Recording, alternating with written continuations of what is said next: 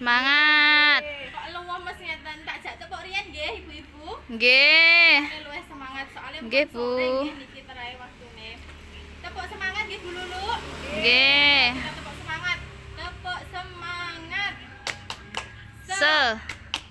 Semangat. Semangat. Pun tak lanjutno nggih ibu-ibu nggih.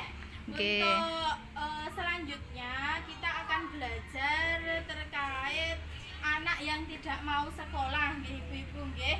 Jenengan pasti menemui nggih ibu-ibu nggih, anak jenengan kadang tidak mau sekolah, anak-anak tetangga yang tidak mau sekolah nggih ibu-ibu nggih.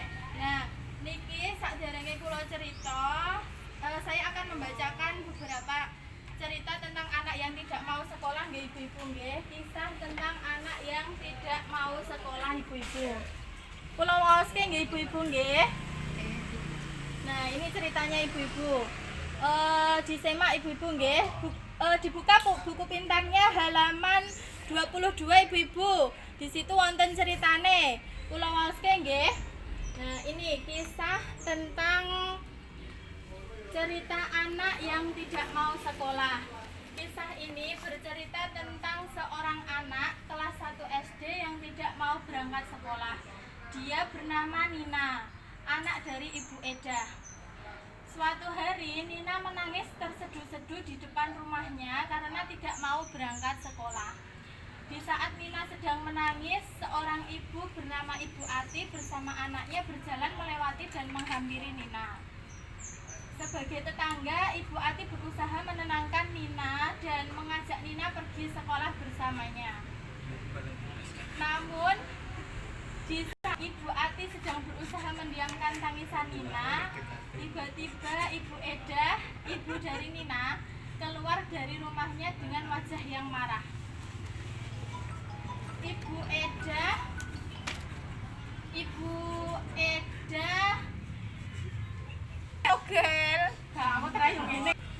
Ibu Eda menganggap perbuatan Ibu Ati tersebut telah ikut campur dalam urusan keluarganya.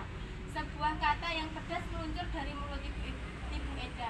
"Hei Bu Ati, ngapain ngurusin urusan anak orang? Urus saja anak ibu sendiri." Ibu Eda pun segera menarik Nina masuk ke dalam rumahnya dengan terus memarahi anaknya tersebut. Dan Ibu Ati hanya termenung. Dia hanya bisa mengelus dada. Dalam hatinya bertanya, apa yang harus dilakukan melihat perbuatan Ibu Eda yang sering memarahi, bahkan memukul anaknya itu. Itulah akhir cerita yang harus kita renungkan. Apa yang harus kita lakukan menyaksikan perbuatan seorang ibu yang sering melakukan kekerasan terhadap anaknya? Nah, dari cerita itu ibu-ibu jenengan sampun paham nggih? Nina tadi tidak mau berangkat sekolah, tapi ternyata ibunya juga sering memarahi dia. Ibunya kasar kepada Nina, ibu-ibu nggih. Nah, itu jika ada kasus seperti Nina itu Bu nggih, sekarang saya kasih pertanyaan.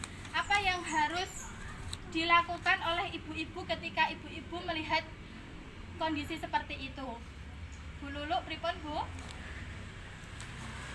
Nina sering dimarahi ibunya tadi nggih. Ngesake lah Bu, anake kok sering ngertos lari di senene nggih ngesake. Oh nggih.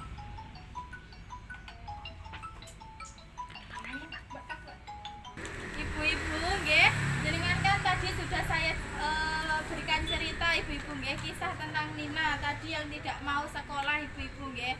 Terus Nina tadi menangis ibu-ibu nggih karena orang tuanya juga kasar ibu-ibu. Pripun Bu tanggapane jenengan ketika jenengan sebagai seorang ibu, sebagai orang tua ketika melihat kisah Nina itu ibu-ibu nggih? Sakjane nggih sakake, Bu. Wong bocah kok dikeras nggih. Kasihan. Ibu-ibu nggih. Terus Bu Lulu napa Bu? Merasa kasihan dengan Nina nggih. Seharusnya sebagai ibu itu yang dilakukan ibu itu gimana kalau anaknya tidak mau sekolah ibu-ibu? Dibujuk. Bujuk Bu. Nggih, dibujuk. Diomongi alon-alon. Nggih, dibujuk dengan halus nggih ibu-ibu nggih. Dengan bahasa Dirayu yang Bu, halus. kersane purun sekolah. Nggih. ngerayu. Cara ngerayune piye, Bu?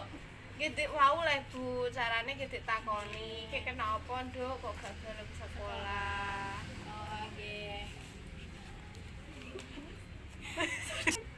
Oh, nggih, Bu Lulu, saya jawabannya nggih harus dibujuk dengan bahasa yang lebih halus. Soalnya anak-anak itu perlu kasih sayang nggih ibu-ibu nggih.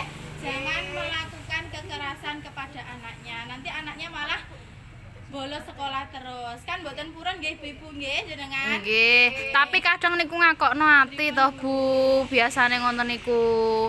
Kadang niku nggih kula sebagai orang tua niku nggih kaku atine.